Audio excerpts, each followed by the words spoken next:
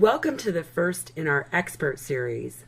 I'm Deb Severson with Exponents, and I'm honored today to welcome Craig Runde, who is the Director of the Center for Conflict Dynamics at Eckerd College, where he oversees training and development on the Conflict Dynamics Profile Assessment Instrument. He's a frequent speaker and commentator on workplace conflict issues and serves as a feedback adjunct for the Center for Creative Leadership. Craig has his BA from Harvard University, an MLL from the University of Denver, and a JD from Duke University. He's practiced law in Colorado. He's taught at the University of Minnesota Law School and Wake Forest University. He's also co-authored several books with Tim Flanagan. He joins us today from his office in St. Petersburg, Florida. Welcome, Dr. Runde, and thank you so much for joining me this morning. Deb, it's a pleasure being with you. I look forward to this conversation. I wanted to start by telling our audience about your book, and I know you have several. I just recently downloaded Building Conflict Competent Teams, but the one that I have on my shelf, and that's the topic for this morning, is Becoming a Conflict Competent Leader. Tell me a bit about what prompted you to write this book. It's very interesting that when we would talk to people in organizations who were involved, particularly involved with training, they had a great deal of challenge to get support for courses and training in the area of conflict, and frankly in all areas, but certainly in the area of conflict. And so we wanted to write a book that would be aimed at leaders, demonstrating to them the importance of not only generally supporting the training and improvement of capabilities for people managing conflict in their organizations, but also the importance of they themselves doing it. Mm-hmm. So that was the sort of the underpinnings of our first book. Well, I know I mentioned to you earlier, I'm a huge fan, and it's made a profound difference for me. And I think about a lot of your concepts when I'm out working with teams and groups. I know that, in my opinion, the book really does answer the question, how can leaders assess how they currently handle conflict? And it helps them develop the skills that they need to deal with it more effectively. In the work that you've done, I want to start by just talking about what is conflict, because I think we both know people have a variety of opinions about what conflict is, what creates it, and then generally speaking, how effective are we at managing conflict at work? Yeah, it's a very interesting point. The people in the field tend to have two different kinds of definitions of conflict. And it is related to the underlying research going on about how conflict occurs and how it's managed. On the one hand, there are one set of definitions that look at conflict as something that is a problem. And usually those kind of definitions will describe it as situations in which people have differences or apparent differences and where they become upset or angry about them. Mm-hmm. So there's sort of a negative tone to it that has arisen. And that, frequently is indeed what happens in conflict. There is another kind of approach which emphasizes the same idea that there are differences that people have, or apparent differences. But in that second definition, it leaves out the connotation that people are necessarily angry at or upset. It really looks at it maybe earlier on, that the differences exist, and what happens as a result of those differences is really dependent on how people manage it. It could turn out favorably, it could turn out poorly, really depending on how people respond. So you have both of those, but I think in each instance, the essence of it is that people perceive that there are differences, and differences that matter to them. Early on, it becomes easy for them to be worried about that or concerned that there are these differences. And it's at that point where the question unfolds, okay, what are you going to do about it? And I think that in general, with respect to the part of your question dealing with how effective are we, most people are not very effective. It is a difficult thing because there's some emotional element to it, and people are generally not very comfortable dealing with emotional aspects of life, and certainly ones that involve a perception of a threat to your own interests. That's what people get concerned about. And usually what I find is that people tend to back off, pull back. So we'll ask people in programs frequently, how would you describe conflict? And most of the words that people use are negative, and they even describe them as negative. And then when we ask them, how do you generally deal with conflict, the dominant response is that we try to avoid it. And then we ask, well, how well does that work? And people laugh because they know that it really doesn't work. Right. So I think that people are, it's a vexing problem for people in general. There's a couple things that come to my mind listening to you. One is that whole definition, if you will, and I think you said it, that really conflict is about differences that concern us, right? I mean, there's some way that those differences make us feel at risk in some way or at some level, cause us to become defensive and try to protect ourselves. And I think it's partly because people don't know how to deal with it. Mm-hmm. We ask people in programs, how many people learned how to deal with conflict in school? Very few people raise their hands. How many people learned how at work? Very few. And, when you ask people, when did you first learn how to deal with conflict? They'll think for a moment, but almost always it comes back to some sort of incident in their early life in their family, and it's usually, involving their parents or siblings. And those people didn't know how to deal with conflict either. So your first sort of learning experience is from somebody who didn't know how to deal with it. Yeah, it's a very difficult thing.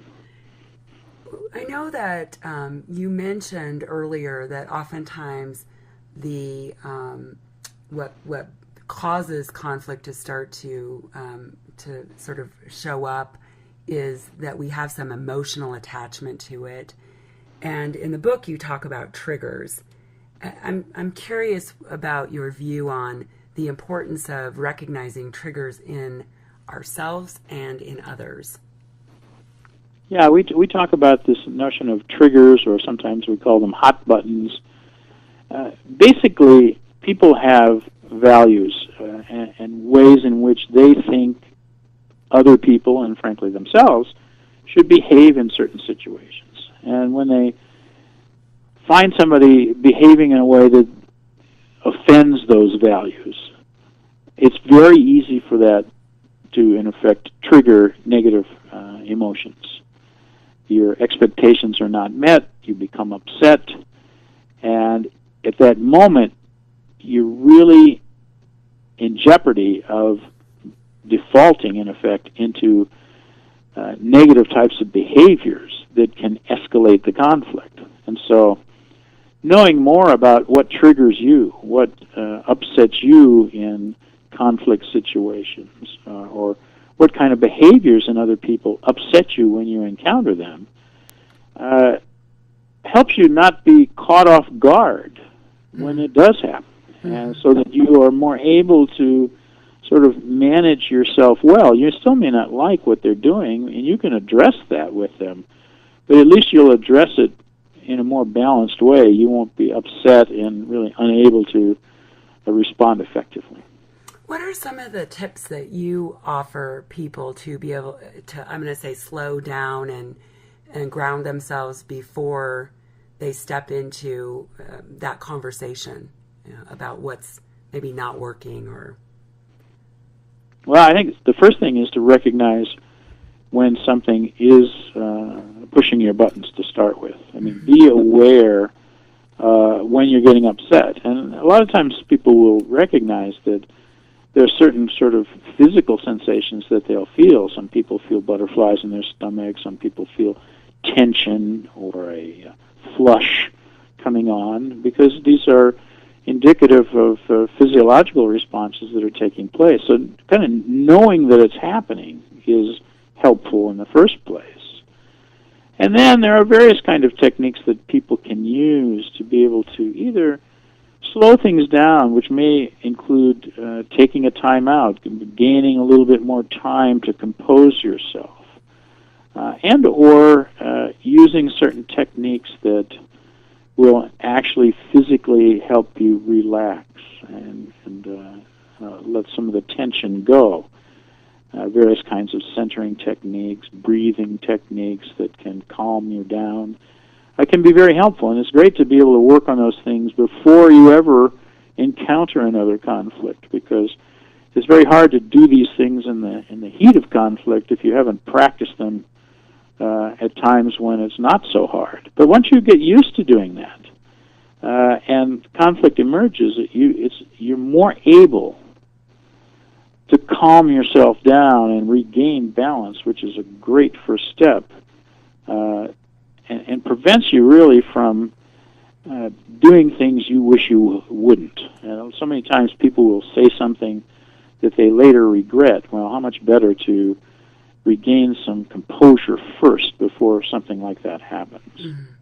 It's similar, isn't it, to the discussion in the book about choosing to take the high road or the low road, that choice point. Is this really what slowing down creates for us? Absolutely. Basically, when people realize that something that is happening that's concerning them, there's some sort of difference with somebody that means something to them, it easily can trigger negative emotions, which can very quickly cause you to choose to react in ways that are ineffective. You can get angry and lash out at the other person, or you can pull back, because these are sort of fight or flight type of instincts, and they're very quick. And when your life is at threat, being able to have a quick response like that probably helps you. But the problem is that the same kind of mechanisms kick in when it's not a life-threatening problem, but rather it's you have a difference of opinion with somebody in the office, and running away or fighting doesn't really work so well. And so in those cases,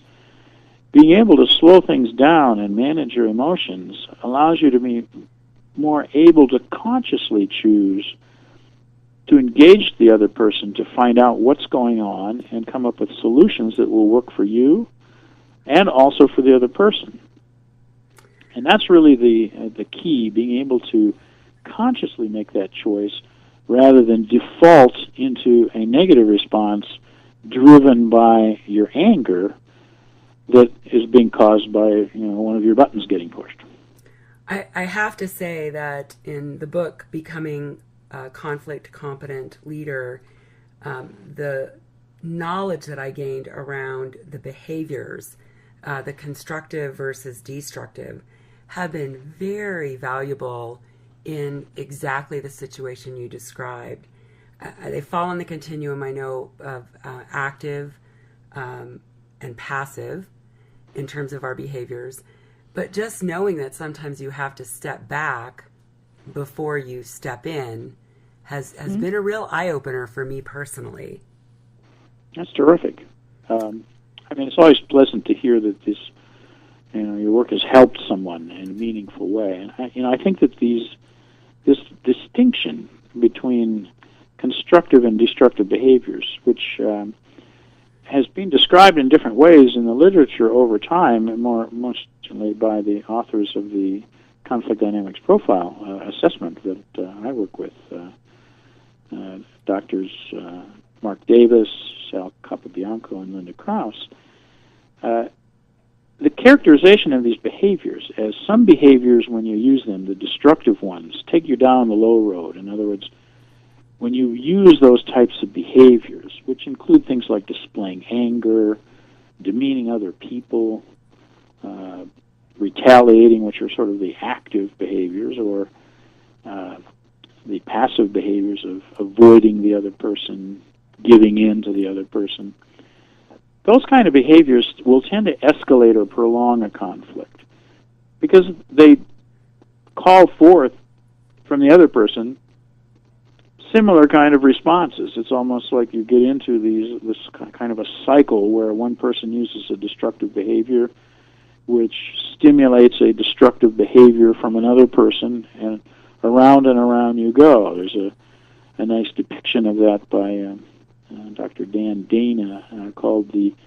retaliatory cycle, where one destructive behavior begets another. And so you really get stuck in those kind of situations. Mm-hmm.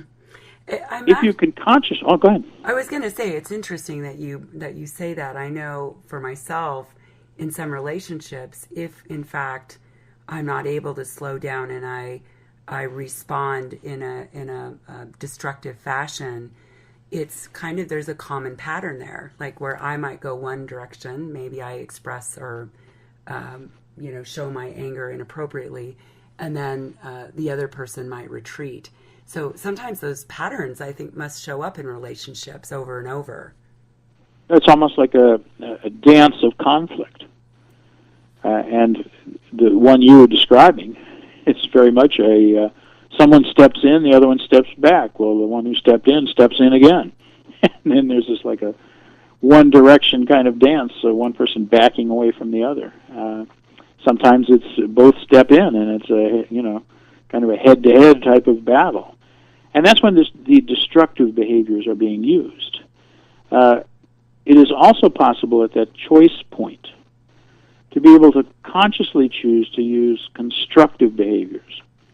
And these are behaviors that tend to enable a person to understand better where the other person is coming from, to share their own thoughts and feelings with the other person, to reach out to make sure that communications keep going, and then finally to begin to, once you've understood each other, come up with solutions that work for both of you. Those are some of the active behaviors. The passive constructive behaviors, things like reflective thinking, weighing the pros and cons of different approaches, and delay responding, being able to wait things out if tensions are running high, give yourself some time before moving forward. These kind of constructive behaviors will tend to help resolve the issues, lessen the tensions associated with conflict, and make it more possible to find solutions that are sustainable because, in fact, they work for you, but they also work for the other person at least well enough so that they agree to do it. One of the great things about this work around becoming conflict competent is the way that it really normalizes for people that, one, conflict is a part of life, two, that there's a way that we all respond when we're not maybe at our best, and that it gives us hope that we can choose a different course, and then to understand some of those behaviors so that we can consciously pick what needs to be utilized in that moment. I mean, those are such important concepts for all of us. I'm just wondering, from your perspective, where do we start for people that maybe haven't thought through this? I mean, what's the first step in becoming more effective in terms of conflict? One thing that I think is very helpful for people is to take a moment and reflect on their own attitudes toward conflict. People like to stay away from conflict, so they don't like to generally think about it or reflect on it, but I think it's helpful as a starting point to ask yourself the question, do I believe that conflict is going to happen in my life? And when I ask that question in group settings, almost everybody says, yeah. Then when we ask a question of, do you have any plan for dealing with it? The answer guaranteed is no, right? So you have this thing that's going to happen, and people don't have any way of approaching it. So I like the idea of being able to reflect on it, think about, what does it mean to you? How do you see conflict now, and how does that affect the way in which you respond to it? And are you responding to it in ways that are getting you outcomes that you like, that really feel good for you? If you are, well, great. Keep doing it. But if you're getting things that are not that great, if if the conflicts continue, if people are resistant to you, if relationships are souring, and particularly if communications are drying up, these are all signs that whatever you're doing right now is probably not that effective. If you decide that you want to get better, then I think that there are a variety of things that somebody can do. You certainly can read books, although reading books is probably not enough, because ultimately you need to change the way you respond to it. So you can take classes and you practice and things like that. But, in effect, becoming conflict competent is, sort of a full spectrum type of activity. It involves changing the way you think about conflict, so that's a sort of a cognitive function. Definitely it involves being able to manage your emotions better around conflict. And I think for a lot of people, that may be the key area. You're able to manage your emotions so that you're not as fearful of conflict, and that anger and feelings like that don't get the best of you. I mean, you can have them. They serve a valuable purpose, letting you know that something's going on in a way that you don't like. But being driven by them in terms of your behaviors, then that's where it becomes a problem. So being able to have a better emotional intelligence, in a sense, becomes, I think, key. And then being able to learn and practice constructive communications behaviors. These are things that can help you personally, and then whether in your family or in your workplace, if you can adopt what you were talking about before, in a sense, norms of how do we want to treat each other when we have these differences, because it's natural to have the differences, but how do we want to go about resolving them and treating each other as we resolve them? If you have a set of agreements for how you want to do that, it makes it easier then to actually do it. So those kind of areas, I think, if you can build those for yourself, cognitive, emotional, behavioral, and normative, then you're in a much better position to be able to deal with the inevitable conflicts that will come along in your life. Well, I just want to thank you so much for the roadmap you've provided for us, not just this morning, but in the work that you're doing every day to help us become better equipped to manage conflict. Thank you for your time this morning, Craig. I really appreciate it. A real pleasure talking to you, and I hope this is helpful for your listeners as well.